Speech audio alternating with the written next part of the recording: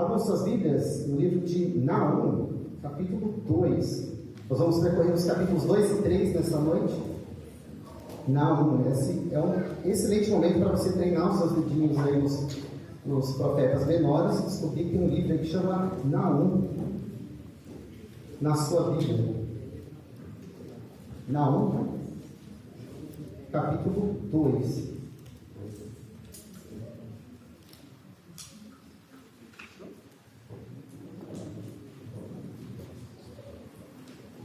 Na última mensagem, semana passada, nós vimos que o livro de Naum contém desdobramentos da história que começou lá no livro de Jonas, mais de um século depois do arrependimento dos ninivitas, quando Jonas prega para aquela cidade. Uma nova geração surge e passa a viver em rebelião contra Deus, tornando-se ainda mais cruel e mais perverso. Mesmo Deus que já havia demonstrado sua misericórdia aos arrependidos em Jonas, agora anuncia seu justo juízo contra uma nação que persistiu no pecado. No capítulo semana passada nós vimos quem é o Senhor. O Senhor é Deus zeloso, o Senhor é Deus justo, o Senhor é longânimo, o Senhor é todo-poderoso. O Senhor é quem decretou o fim de Nínive e prometeu libertar o seu povo. Mas até aqui, Naum apenas anunciou esse juízo. Nos capítulos 2 e 3 nós vamos ver como essa sentença é executada. E para entender um pouco melhor esses dois capítulos, você deve pensar num filme de ação. Você talvez seja uma daquelas pessoas que gosta de assistir filmes e séries de ação. Provavelmente você já deve ter assistido ou ouvido falar de um desses filmes. E eu descobri, eu não sou muito fã de muitos filmes, assisto pouco, porque todos eles me dão sono. Mas eu ia falar que tem o pessoal que gosta do universo Marvel. Então o pessoal gosta, e aí se eu falar errado aqui, provavelmente vocês vão me castigar depois, mas tudo bem. Então tem o pessoal do universo Marvel que gosta de Os Vingadores, Capitão América, O Homem de Ferro, entre outros. Aí tem o pessoal que gosta dos filmes da DC. Talvez você goste de Batman, da Liga da Justiça, da Mulher Maravilha, ou talvez eu só esteja falando, misturando as equipes aqui, não sei quem é quem. Talvez, como eu, você prefira filmes de guerra em geral. Talvez você já tenha assistido Até o Último Homem, talvez você já tenha assistido 1917, talvez você já tenha assistido Nada Novo no Front, ou talvez você goste de filmes de ação em geral com grandiosas batalhas, aquelas batalhas épicas, a trilogia do Senhor dos Anéis, assistir no cinema, dormir muito, foi excelente. 300, um bom filme também de ação, Troia, e todos esses filmes têm algo em comum. Todos eles, em algum momento, têm uma grande batalha. É quando dois exércitos inimigos se posicionam para um confronto que já é inevitável. Você sabe que eles vão bater de frente um com o outro. Os heróis entram em cena e o destino de um dos dois lados, ou dos dois lados, está prestes a ser decidido. E é exatamente essa sensação de batalha que nós vamos ver em Naum, capítulos 2 e capítulo 3. Então você vai imaginar uma tomada aérea de uma grande cena de guerra. Naum vai descrever, no capítulo 2, o invasor se aproximando, os soldados marchando, os carros de guerra avançando em alta velocidade, as muralhas sendo atacadas e uma cidade poderosa entrando em colapso. O texto é bastante intenso, ele é cheio de imagens, e essas imagens vão nos colocar bem no meio do campo de batalha. E aqui eu quero dar um alerta de spoiler. A diferença é que nessa batalha que nós vamos ler, o resultado já foi decretado pelo Senhor de todo o universo. É aquele filme que você assiste sabendo o final. Então você assiste Titanic sabendo que no final o barco afunda. Você assiste Joana d'Arc sabendo que no final ela vai para a fogueira. A gente lê Naum sabendo que o Senhor é vitorioso antes de começar a história. E eu vou dividir essa exposição em 4 partes, 4 grandes cenas. Capítulo 2, versículos de 1 a 7, eu chamei de O Destruidor. Capítulo 2, versículos de 8 a 13, a derrota. Capítulo 3, de 1 a 7, o desmascarar, quando as máscaras de Nínive caem. E capítulo 3, versículos de 8 a 19, a desolação. Vamos ler primeiramente todo o capítulo 2. Naum, capítulo 2. O destruidor avança contra você, Nínive. Guarde a fortaleza, vigie o caminho, prepare-se para lutar, reúna todas as suas forças, porque o Senhor restaurará a glória de Jacó, como a glória de Israel. saquearam e destruíram os seus campos. Os escudos dos seus heróis são vermelhos. Os homens valentes vestem escarlate. Os carros de guerra brilham como fogo no dia da sua preparação, e as lanças são agitadas. Os carros de guerra passam furiosamente pelas ruas e se cruzam velozes pelas praças. Parecem tochas, correm como relâmpago. Os nobres são chamados, mas tropeçam no seu caminho. Apressam-se para chegar à muralha e preparam a defesa. As comportas dos rios se abrem e o palácio é destruído. Está decretado: a cidade rainha está despida, levada ao cativeiro. As suas servas gemem como pombas e batem no peito. Nínive, desde que existe, tem sido como um tanque de águas, mas agora o seu povo foge. Alguém grita: parem, parem! Mas ninguém se volta. Saqueiem a prata, saqueiem o ouro, porque os tesouros não têm fim. A cidade está repleta de objetos de valor. Vazio, desolação, ruína. O coração se derrete, os joelhos tremem, acabam-se as forças, e o rosto de todos empalidece. Onde está agora o covil dos leões? E o lugar onde os leõezinhos se alimentavam? Onde passeavam o leão, a leoa e o filhote de leão, sem que ninguém os espantasse? O leão arrebatava o bastante para os seus filhotes, estrangulava a presa para as suas leoas, enchia de vítimas as suas cavernas e os seus covis de rapina. Eis que estou contra você, diz o Senhor dos Exércitos. Queimarei os seus carros de guerra, a espada devorará os seus leãozinhos, arrancarei da terra a sua presa, e nunca mais se ouvirá a voz dos seus embaixadores. Vamos orar mais uma vez? Deus querido, mais uma vez nos colocamos diante de Ti, com tremor e temor diante de quem o Senhor é. Lembra-nos, ó Deus, que nós, sem o Senhor, não somos nada. E que o Senhor continua sendo o Senhor, em toda a Tua soberania e glória. O Senhor não precisa de nós, mas o Senhor nos salva, nos resgata, nos traz para junto de Ti. Mais uma vez eu te peço, Pai, desafia-nos nessa noite, em nome de Jesus. Amém. Primeira cena, versículos de 1 a 7. O destruidor. Leia novamente comigo o primeiro versículo do capítulo 2. O destruidor avança contra você, Nínive. Guarde a fortaleza, vigie o caminho, prepare-se para lutar, reúna todas as suas forças. O capítulo 2 começa com aviso de ataque contra Nínive. Naum anuncia que o destruidor avança, ou que ele já está diante de ti, ou em outra tradução, que o destruidor vem destruí-la. A palavra usada para destruidor aqui vem de um verbo que no original significa espalhar, dispersar um povo ou um exército. A ideia é de alguém que vem para desmantelar ou quebrar a unidade de Nínive. E isso é importante porque era exatamente isso que eles faziam. Quando Nínive, que era a capital da Síria, e a própria Síria, quando eles conquistavam um povo ou uma nação, eles deportavam, eles mandavam para outro lugar as pessoas para diferentes regiões do próprio império deles. Ao mesmo tempo, traziam outros povos conquistados para ocupar essa terra que eles acabaram de conquistar. Essa prática servia para apagar a identidade daquele povo, dos vencidos, com o objetivo de impedir que os vencidos pudessem se reorganizar e se rebelar contra o Império Assírio. E por cerca de 200 anos a Síria fez isso, inclusive com Israel, o Reino do Norte. Após a queda de Samaria, os assírios deportaram grande parte da população de Israel e trouxeram estrangeiros para habitar aquela região. Você pode ler isso em 2 Reis, capítulo 17. O que Naum está anunciando aqui é que a mesma coisa vai acontecer com Nínive. A cidade que espalhava, agora será espalhada.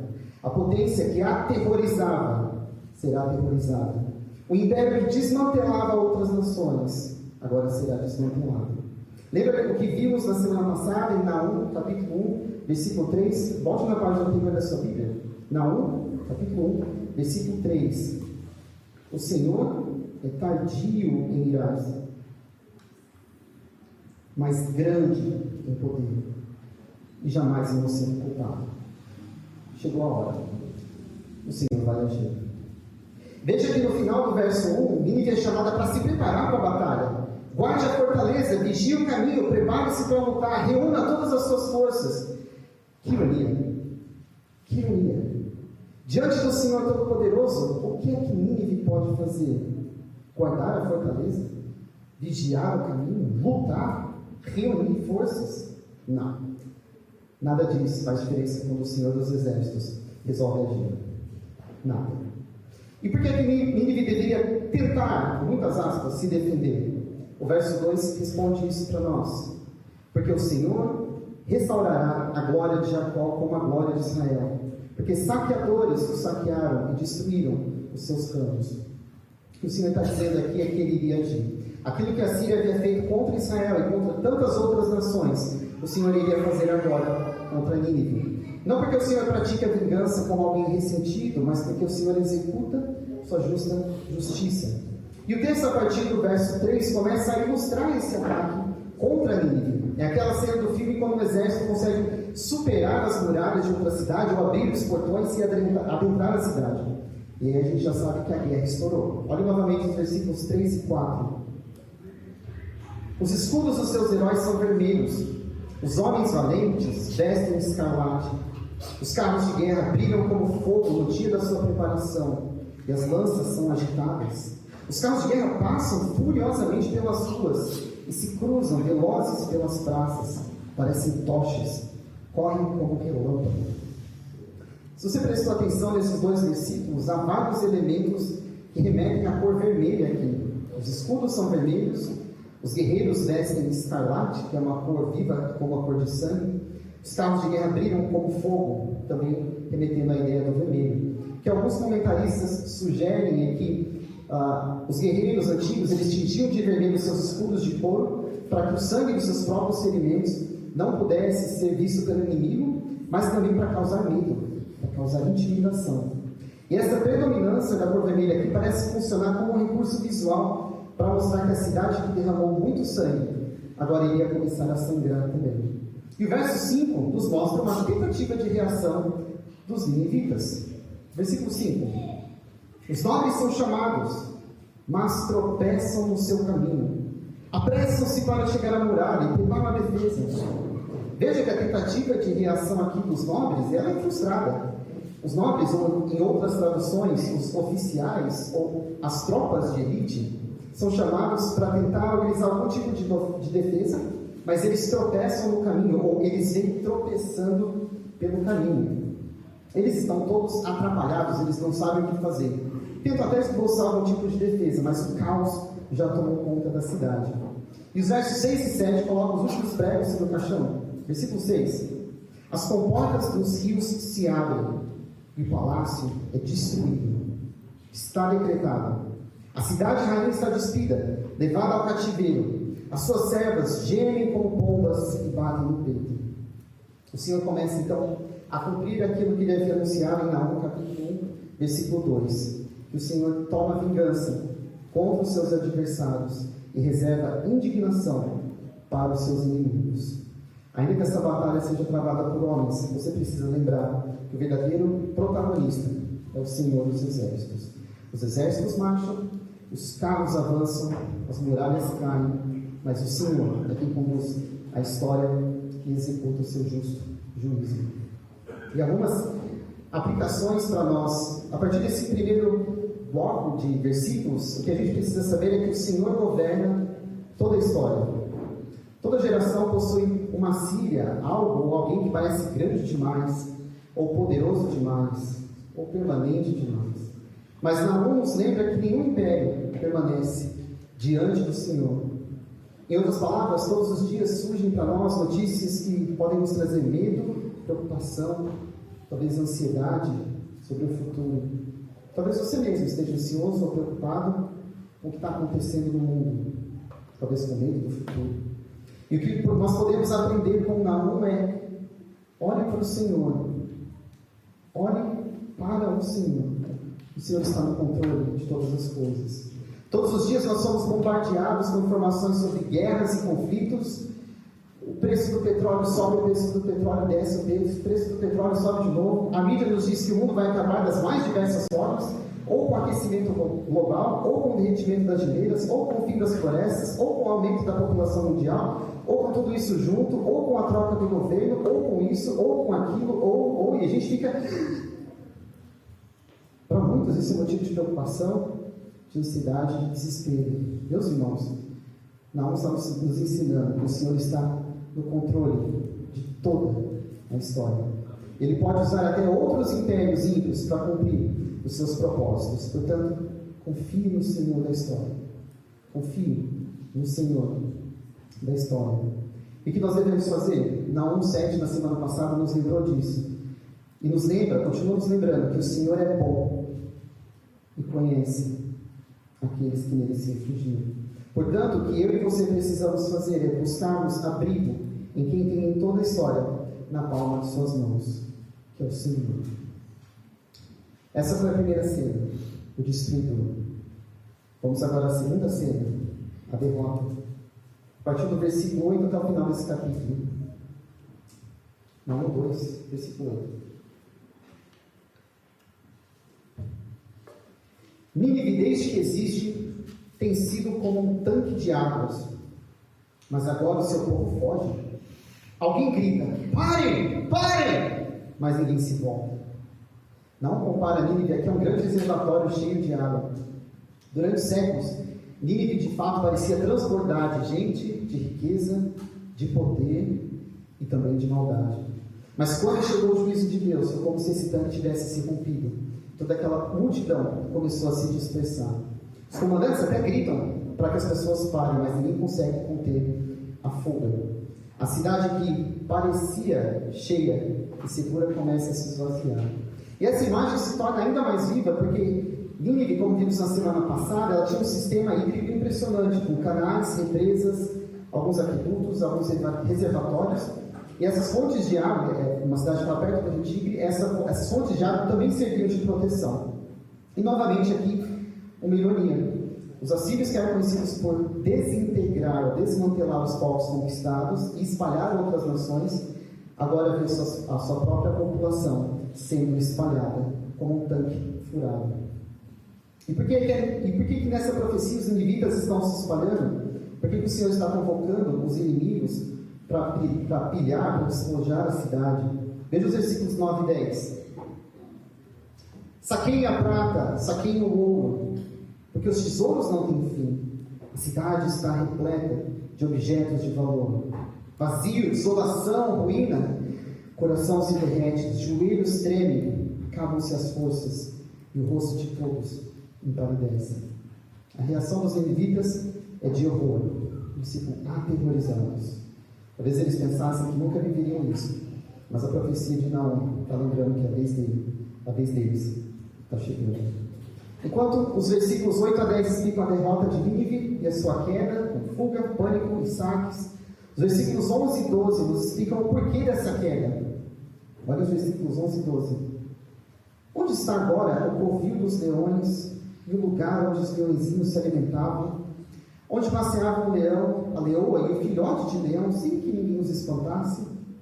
O leão arrebatava bastante para os seus filhotes, estrangulava a presa para as suas leoas, e enchia de vítimas as suas cavernas, e os seus covis de rapina. No seu apogeu, no seu momento mais importante, os reis assírios costumavam se orgulhar da sua força, do seu poder e da sua brutalidade. Com frequência, nos registros oficiais dos assírios, eles se identificavam como leões. E nas esculturas, eles eram representados também na forma de leões. Se você jogar no Google esculturas da Assíria, você vai ver geralmente uma representação de um leão. Isso fazia parte da propaganda imperial assíria, era para intimidar os outros. No reinado de Assurbanipal e Assurnazipal II, a caça aos leões era uma demonstração pública de superioridade do rei. Eles se viam como predadores. Mas agora em Naum a gente vê que aqueles que eram leões predadores se tornam presas. Alguns comentaristas sugerem que nos versículos 11 e 12, essa menção a leõezinhos e aos filhotes desse texto são referências aos príncipes, aos herdeiros e à elite militar da própria Síria. E assim como os filhotes em um covil se alimentavam das carcaças isto é, das riquezas, dos despojos que eram saqueados de outros povos, trazidos para Nínive. Isso iria acontecer com eles também. E a pergunta, lá no versículo 11, onde está agora o covil dos leões? Mais uma vez, uma forma de ironia contra o fim do império, que se via como um predador que andava livremente, sem que ninguém os espantasse. Em outras palavras, onde estão os ninivitas agora? O que aconteceu com eles? Serão todos derrotados pelo Senhor. Depois de toda a descrição da batalha, o Senhor volta a falar diretamente no verso 13. E aqui chegamos ao ponto alto desse segundo capítulo. Durante todo o capítulo, Naum nos conduz para uma cena de guerra. Vimos o destruidor avançando contra Nínive, versículo 1. Os soldados vestindo escarlate, vermelho. Os carros de guerra indo pelas ruas, versículos 3 e 4. Os nobres tentando organizar uma defesa, mas tropeçando pelo caminho, versículo 5. No versículo 6, as comportas se abrindo e o palácio sendo destruído pelas águas. A cidade cheia de riquezas, de poder e de segurança, agora se esvaziando. Versículo 10, os joelhos dos ninivitas tremem, seus rostos ficam pálidos de terror. Versículo 8, ouvimos as pessoas gritando, parem, parem. Ouro e prata são saqueados, no versículo 9. O covil de leões fica vazio, no versículo 11. E toda essa cena vai chegando ao seu ponto máximo. Parece que o barulho toma conta de toda a batalha. Quando os exércitos avançam, os carros correm, as muralhas caem. Finalmente, Nínive percebe que não há mais saída. O Senhor é acontecido.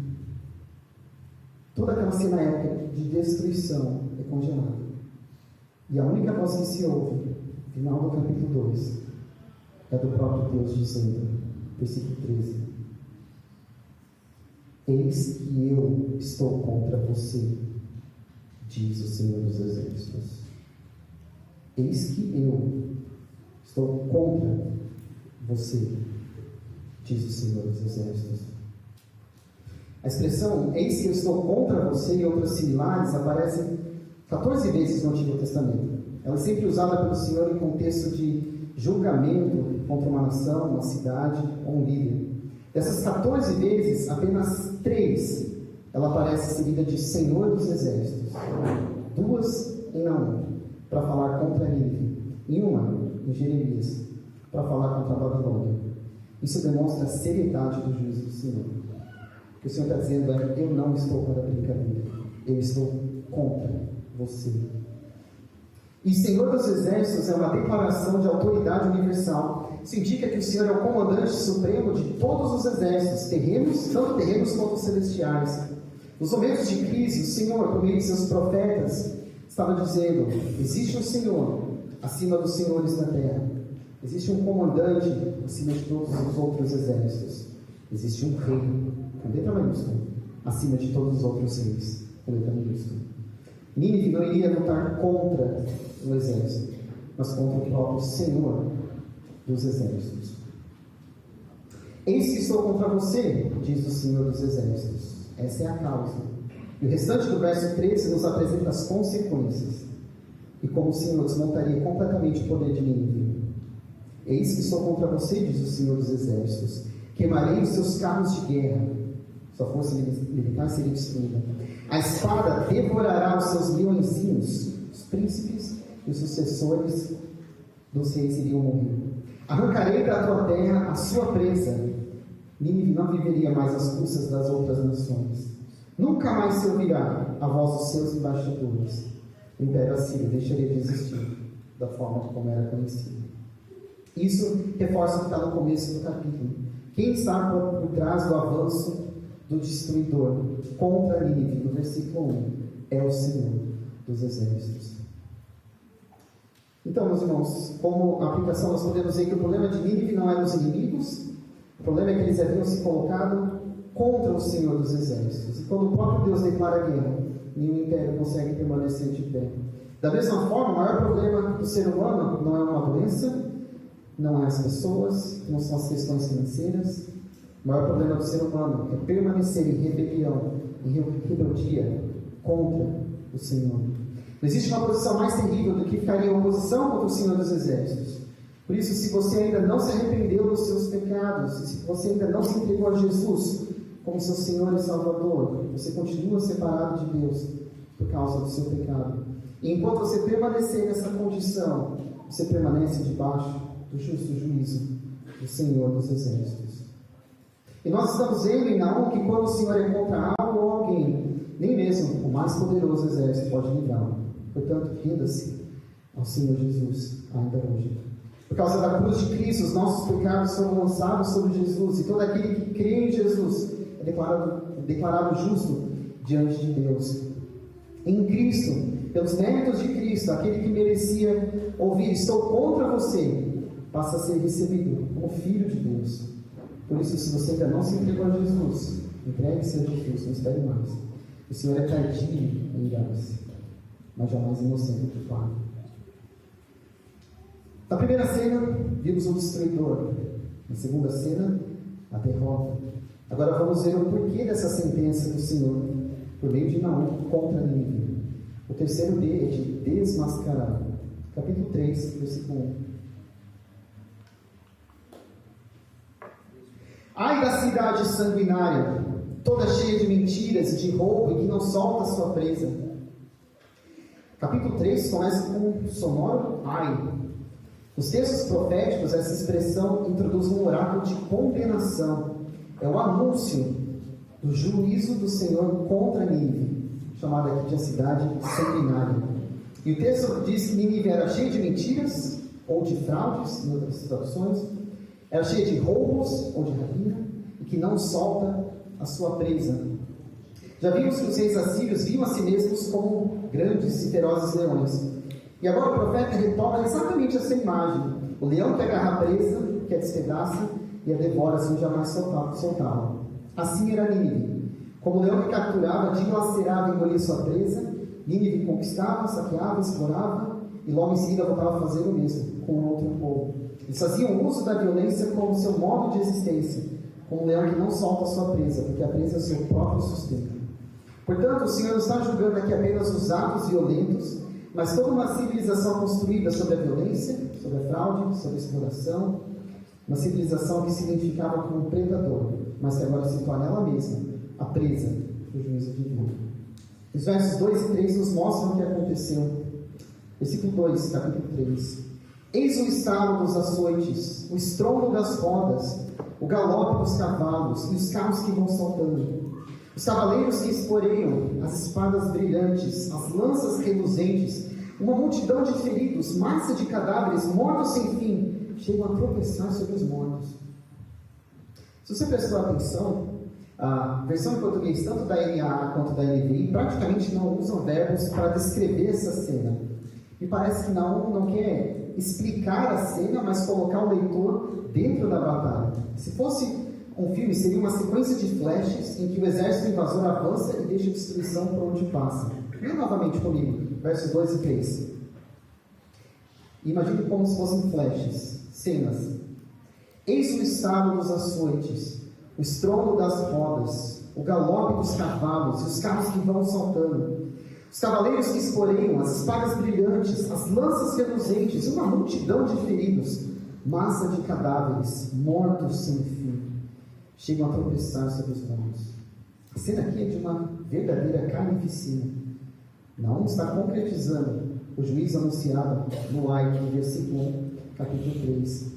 Mas por que Nínive recebeu um juízo tão severo, tão duro da parte de Deus? Olha o versículo 4.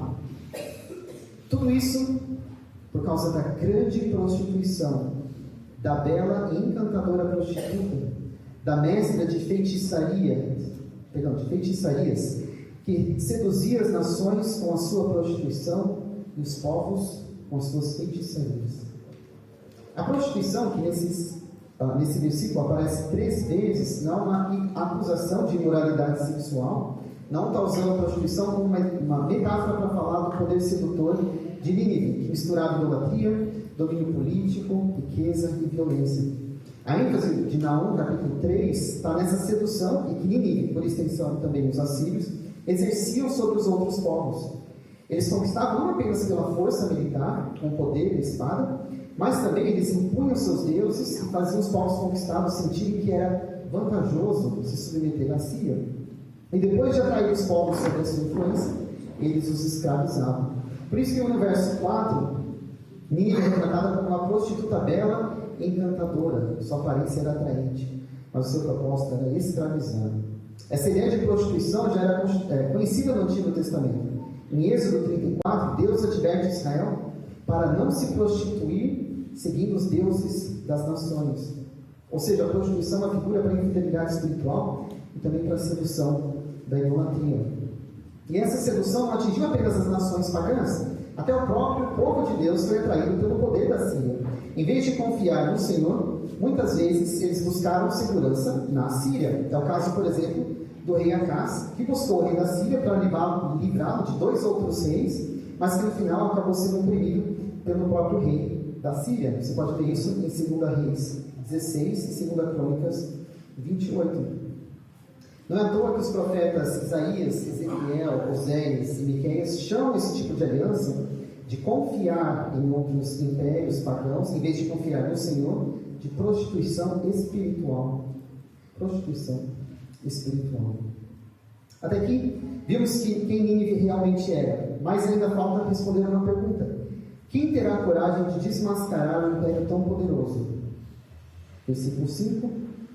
Novamente, eis que estou contra você, diz o Senhor dos Exércitos. É a segunda vez que o Senhor faz tal declaração.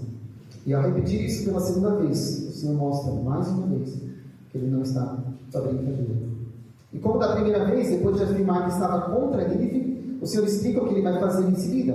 Lê comigo os versículos 5 até o 7. Levantarei as abas de sua saia sobre o seu rosto, e mostrarei às nações a sua nudez, e aos reinos as suas vergonhas.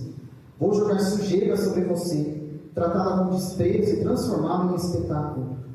Todos os que a virem fugirão de você e dirão: Nínive está destruída, quem terá compaixão dela? De onde buscarei quem a consola? No verso 5, quando o Senhor diz que vai levantar as abas da saia sobre o rosto de Nínive e mostrar a nudez e as vergonhas daquela cidade, ele vai expor tudo aquilo que Nínive estava tentando esconder. Na cultura antiga, a nudez era associada à vergonha e à vulnerabilidade. Então, portanto, o que o Senhor iria fazer com Nínive era tirar qualquer aparência de dignidade que essa cidade poderia ter e expor publicamente sua verdadeira condição. E depois de exposta, o Senhor iria jogar sujeira, ou em outras traduções, imundícies ou coisas repugnantes, coisas abomináveis sobre Nínive. Em outras palavras, o Senhor vai cobrir Nínive com tudo aquilo que corresponde à sua verdadeira condição. Uma cidade moralmente impura, repugnante ou desprezível, como o próprio Senhor havia dito em Naum, capítulo 1, versículo 14. Depois de humilhar em público, ninguém ia querer saber de Nínive. E mais uma vez, o texto usa de ironia para descrever a situação dessa cidade, revelando que toda a glória de Nínive era apenas uma máscara que seria exposta pelo Senhor. O Senhor então trouxe à luz, ou iria trazer à luz toda a prostituição de Nínive, sua sedução idólatra, sua corrupção, sua violência, fazendo cair a sua máscara e humilhando publicamente. Isso nos ensina que nenhum pecado está oculto diante do Senhor. Não há nada que fique oculto ao Senhor. Provérbios 15:3 nos lembra que os olhos do Senhor estão em todo lugar, contemplando os maus e os bons. Por isso, a resposta correta diante do Senhor, que tudo vê, não é esconder o pecado, mas é confessá-lo e buscar transformação. Se você de fato é um filho, uma filha do Senhor, não viva como se o Senhor não estivesse vendo. E aqui a pergunta inevitável: você tem sido fiel ao Senhor? Você tem sido fiel ao Senhor? Ou você tem se prostituído diante de falsos deuses, buscando neles aquilo que só o Senhor pode dar? Talvez buscando satisfação no trabalho, no dinheiro, na aprovação das pessoas, talvez buscando poder, talvez buscando prazeres nesse mundo. Você tem vivido na prática do pecado, achando que o Senhor não está vendo o que você faz? Aquilo que você faz em secreto, que você acha que ninguém vê, que ninguém está sabendo, que ninguém vai descobrir. Você sabe o que eu estou falando. O Senhor sabe. O Senhor está vendo. Arrependa-se, deixe o pecado antes que o Senhor decida disciplinar você, antes que o Senhor decida revelar aquilo que você está tentando esconder. O Senhor expôs Nínive à vergonha pública, E o Senhor pode muito bem disciplinar seus filhos. E se Ele achar necessário, trazer à luz aqueles pecados que nós mesmos insistimos em esconder. Provérbios 28:14 diz: feliz é aquele que sempre teme o Senhor, mas o que endurece o seu coração cairá na desgraça. Não endureça o seu coração diante do Senhor. Arrependa-se do seu pecado. Busque o Senhor.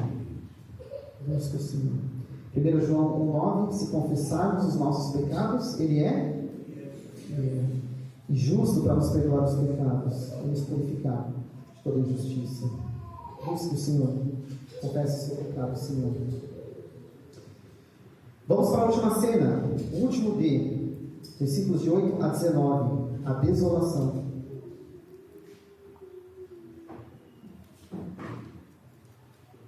Será que você é melhor do que Tebas, que estava situada junto ao Líbano, cercada de águas, protegida pelo mar e tendo as águas por muralha? A Etiópia e o Egito eram a sua força sem limites. Put e Líbia eram seus aliados. Nesses versículos, Naum compara o que aconteceria com Nínive com o que já havia acontecido com Tebas. Na antiguidade, Tebas era a capital do Alto Egito. Era uma cidade também considerada uma fortaleza impenetrável por conta da sua localização entre o rio Nilo e alguns de seus canais, que serviam de proteção natural, assim como Nínive. E é esse fato que Naum retoma no versículo 8. Além das defesas naturais, Tebas contava com o apoio militar de aliados ao seu redor, como Etiópia, Egito, Put e a Líbia, que ficavam ali no norte da África. E essa comparação, mais uma vez, é uma forma de confrontar Nínive em tom de ironia. Apesar de todo o seu poder, Tebas foi capturada e saqueada. Adivinha por qual povo? Pelos assírios. Por Assurbanipal, em 663 a.C. Em seus registros históricos, os próprios assírios se orgulhavam dessa conquista. E se Tebas foi derrotada, por que Nínive pensaria que o mesmo não poderia ocorrer com ela? Versículo 10.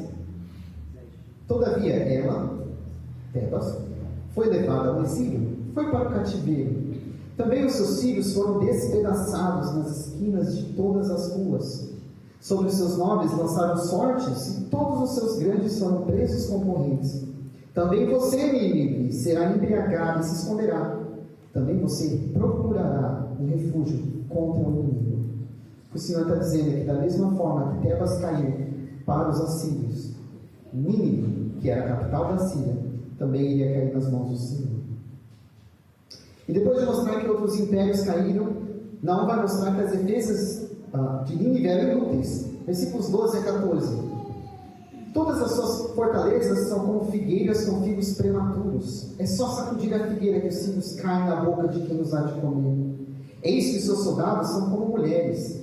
Os portões do seu país estão completamente abertos para os seus inimigos. O fogo destruiu as trancas. Tire água para o tempo seco, reforce as suas fortalezas, entre no lodo e pise o barro, pegue as somas para fazer tijolos. No verso 12, ainda que Nínive fosse uma grande árvore frondosa, cheia de frutos, bastava dar um chacoalhão para que esses frutos caíssem. Em outras palavras, assim eram as fortalezas de Nínive, pareciam seguras, mas no ponto certo para serem chacoalhadas e caírem. No verso 13, dizer que os soldados são como mulheres é demonstrar a fraqueza do exército, dentro desse contexto cultural em que as mulheres não saíam para a guerra. Não é um comentário sobre o valor ou a dignidade das mulheres, mas uma figura militar do Antigo Oriente para descrever que as tropas não conseguiriam resistir. E essa fraqueza é reforçada ainda no versículo 13, pela imagem de que os próprios portões de Nínive já estavam abertos, prontos para a entrada do inimigo. E no verso 14, mais uma ordem do Senhor em tom de ironia. Diante de tudo aquilo que estava acontecendo com Nínive, o texto diz: busque água, conserte os muros, prepare o barro, reforce os tijolos, faça mais alguma coisa, mas você vai ser destruído no final das contas. Versículo 15. No entanto, você será consumida pelo fogo e exterminada pela espada, como folhas devoradas pelos gafanhotos. Nesse verso, Naum usa a linguagem de folhas sendo comidas, devoradas por gafanhotos. E assim como uma nuvem de gafanhotos deixa uma plantação completamente devastada, o juízo de Deus faria o mesmo com Nínive. No entanto, ainda nesse mesmo versículo e nos próximos, a imagem de gafanhoto muda. No começo do versículo era o que iria acontecer com Nínive. Os gafanhotos vão vir e vão devorar tudo que você tem. Em seguida, eles são os próprios habitantes da cidade e seus líderes. Mais uma vez, uma ironia da parte do Senhor.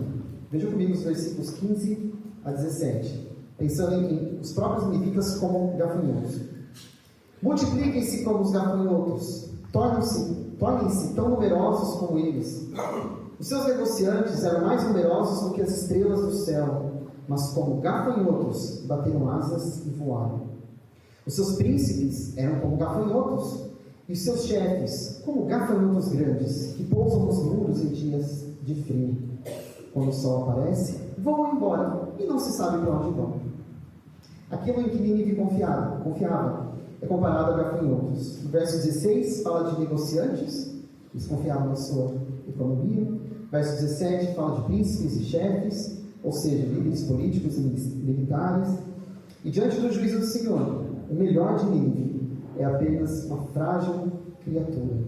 Com a chegada do calor do juízo do Senhor, os principais de Nínive ficam perdidos, desnorteados, eles desaparecem sem deixar rastros, assim como gafanhotos que vão e vêm. Perceba como o Senhor desmonta Nínive camada por camada. No versículo 12, as fortalezas caem como uma fruta cai madura do pé. No 13, o exército não consegue resistir. No 14, os engenheiros trabalham inutilmente. 15, fogo e espada consomem tudo. 16, os comerciantes fogem. 17, os líderes desaparecem. E agora falta apenas um nessa hierarquia: o próprio rei. Leia comigo o verso 18. Seus pastores dormem, ó rei da Síria. Seus nobres cochilam.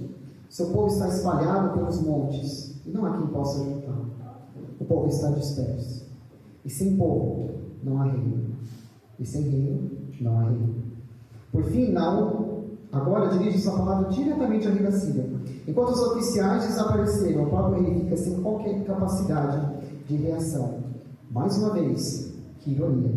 O reino que impedia que seus conquistados pudessem se reorganizar para que não se rebelassem, agora está todo disperso. E o que é que o rei pode fazer nesse momento? Nada.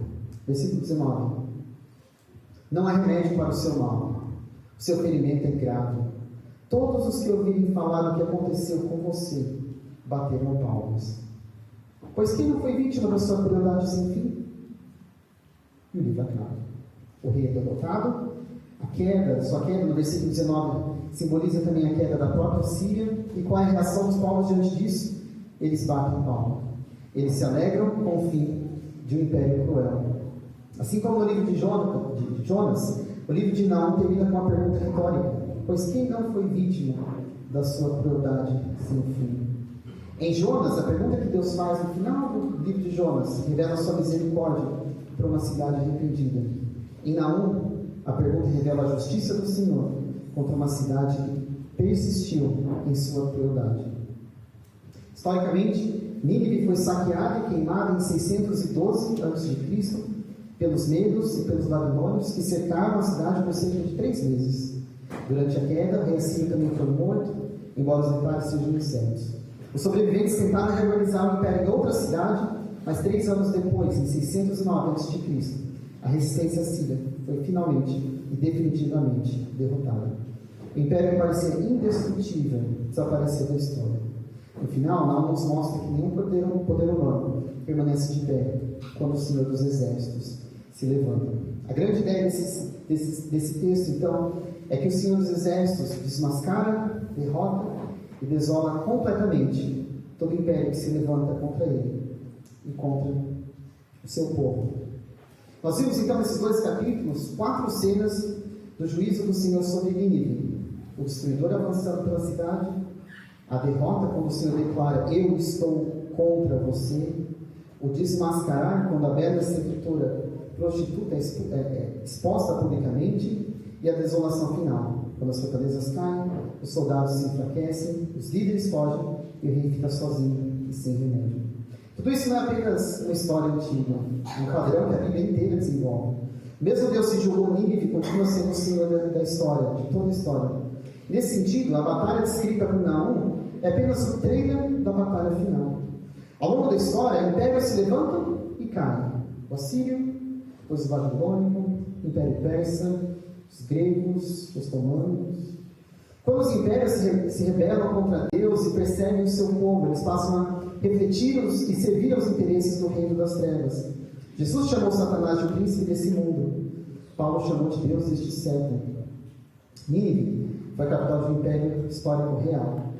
No entanto, ao longo da revelação bíblica, ela também se tornou um exemplo do tipo de cidade e de poder que se levanta contra Deus. E dando um salto na história, em Apocalipse capítulos 17 e 18, nós lemos sobre a Babilônia, que representa todo o sistema político, econômico e religioso que seduz as nações, que perseguem o povo de Deus, que se levanta contra o Senhor.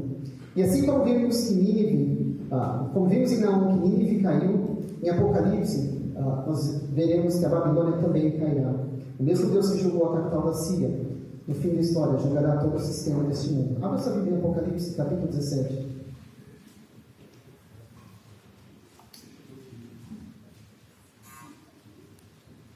Já estou terminando. Apocalipse 17,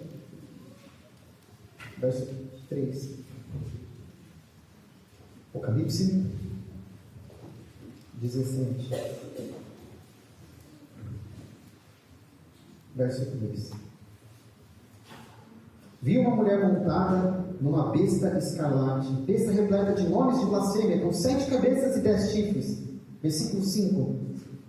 Na sua testa estava escrito um nome, um mistério: Babilônia, a grande, a mãe das prostitutas e das abominações da terra. Vá para o capítulo 18, versículo 1. Apocalipse 18, 1. Depois dessas coisas vi descer do céu outro anjo que tinha grande autoridade, e a terra se iluminou com a sua glória. Então exclamou com potente voz, dizendo: Caiu a grande Babilônia! Assim como Nínive, a Babilônia também vai descobrir que lutar contra o Senhor é uma batalha perdida, antes mesmo de começar. No tempo do Senhor vai acontecer. E vocês perceberam que as diferenças ironias em Naum? As fortalezas caem como filhos maduros, os soldados são como mulheres, os líderes fogem como gafanhotos, o rei está sozinho. Tudo isso é a grande ironia que nós encontramos ao longo das Escrituras. Os homens constroem impérios para tentar desafiar o Senhor, mas o Senhor apenas decreta o seu fim. E essa ironia que percorre Naum nos lembra do Salmo 2, em que o Senhor ri dos poderosos desse mundo. O Salmo não precisa abrir, Salmo 2, versículos 2 e 4 nos dizem assim: os reis da terra se levantam e as autoridades conspiram contra o Senhor e contra o seu ungido, dizendo: vamos romper os seus laços e sacudir de nós as suas algemas. Aquele que habita nos céus dá risada, o Senhor zomba deles. Portanto, não se levante contra o Senhor, é inútil. Esteja do lado dele. Se você ainda não se rendeu a Jesus, se você ainda não tomou uma decisão de deixar tudo para seguir o Senhor Jesus, se você continua em rebelião contra o Senhor, há esperança para você. Arrependa-se ainda hoje. É inútil lutar contra o Senhor. E o que vem depois da queda da grande Babilônia? Olha Apocalipse capítulo 19, versículos de 5 a 9. Apocalipse 19, 5 a 9. E do trono saiu uma voz que dizia: louvem o nosso Deus, todos vocês, os seus servos, todos os que o temem, os pequenos e os grandes. Então ouvi o que parecia ser a voz de uma grande multidão, uma voz como de muitas águas, como de fortes trovões, dizendo: aleluia! Pois reina o Senhor nosso Deus, o Todo-Poderoso. Alegremos-nos, exultemos e demos-lhe a glória, porque chegou a hora das bodas do Cordeiro, e a noiva dele já se preparou. Perceba que depois da queda da grande prostituta, da imoral, quem aparece é a noiva. Versículo 8. A ela foi permitido vestir-se de linho finíssimo, resplandecente e puro, porque o linho finíssimo são os atos de justiça dos santos. Então o anjo me disse: escreva, bem-aventurados aqueles que são chamados à ceia das bodas do Cordeiro. A igreja é essa noiva. O Senhor repudia a grande prostituta, mas recebe a sua noiva, a igreja, para participar da ceia das bodas do Cordeiro. Depois da derrota definitiva do mal desse mundo, o Senhor está preparando uma grande festa de casamento. E quem é o noivo? Apocalipse 19, 11. Vi o céu aberto e eis um cavalo branco. Seu cavaleiro se chama Fiel e Verdadeiro, e julga e combate com justiça. Seus olhos são como chama de fogo. Na cabeça dele há muitos diademas. Tem um nome escrito que ninguém conhece, a não ser ele mesmo. Está vestido com um manto encharcado de sangue, e o seu nome é Verbo de Deus. Os exércitos do céu seguiam, montados em cavalos brancos e vestidos de linho finíssimo, branco e puro. Da sua boca sai uma espada afiada, para com ela ferir as nações. Ele mesmo as regirá com cetro de ferro, e ele mesmo é o que pisa o lagarto, vindo do furor da ira de Deus Todo-Poderoso. No seu manto e na sua coxa está escrito um nome: Rei dos Reis e Senhor dos Senhores. Meus irmãos, que visão gloriosa! O mesmo Senhor dos Exércitos que disse: eu estou contra você, a Nínive, é o cavaleiro fiel e verdadeiro que vem para julgar a Babilônia final. E não só isso, para receber a igreja, sua noiva.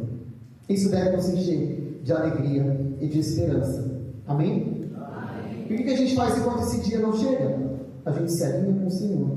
Se você já é um crente no Senhor, você busca viver em santidade e continua trabalhando para que outros conheçam a esse Senhor e se rendam a Ele. Você trabalha para fazer discípulos de Jesus, batizando-os em nome do Pai, do Filho, do Espírito Santo, e ensinando-os a guardar tudo aquilo que Jesus ordenou.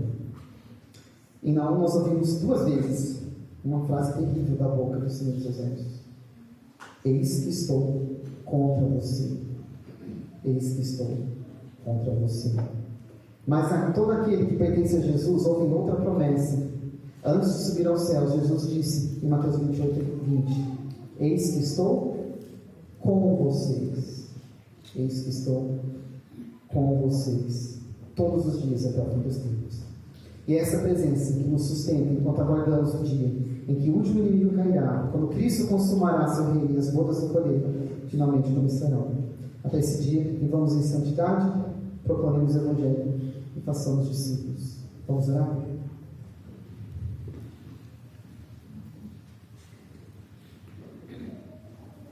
Senhor nosso Deus, nós te louvamos, porque o Senhor é o Senhor dos Exércitos. O Senhor é o Deus que se levanta contra todo império que se opõe ao teu nome e ao teu povo. Obrigado, Senhor, porque em Naum nós vemos o destruidor avançar, a derrota ser decretada, as máscaras caírem e a desolação se cumprir. Isso tudo demonstra o teu poder, e nós te louvamos porque o Senhor é poderoso. Senhor, nós reconhecemos também que muitas vezes nós mesmos confiamos em fortalezas humanas, em nossas próprias forças, em nossos recursos, em status, coisas que trazem uma falsa segurança. Senhor, nos perdoa quando nós transformamos essas coisas em refúgio. Nos ensina a correr para Ti, porque somente o Senhor é fortaleza no dia da angústia.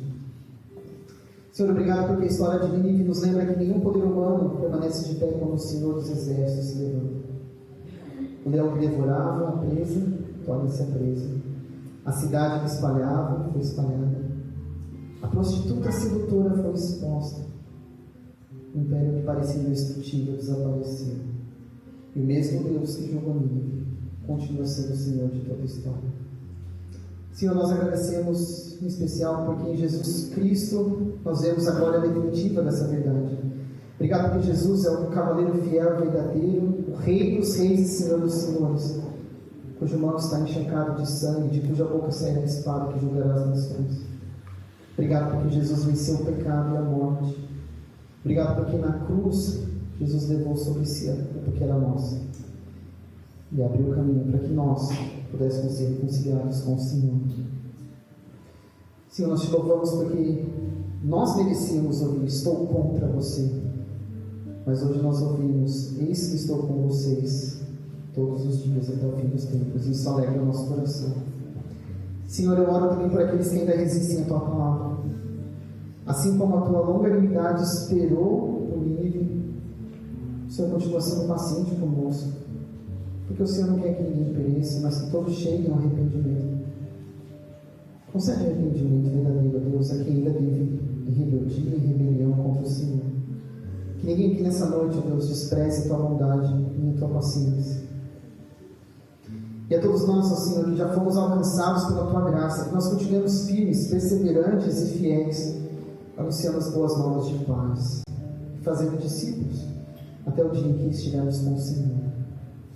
E agora, Senhor, enquanto nós nos preparamos para celebrar a ceia, nós lembramos que esta mesa antecipa a ceia das bodas do Cordeiro. Nós recebemos o pão e o cálice como sinal da aliança feita no sangue de Jesus, como declaração de que pertencemos a Ele, e com esperança viva de que um dia nos sentaremos à mesa com o nosso Senhor e Salvador e o veremos face a face. Recebe a nossa gratidão, Senhor, a nossa adoração e a nossa vida. Nós oramos em nome do Senhor Jesus Cristo, nossa fortaleza e nossa paz. Amém.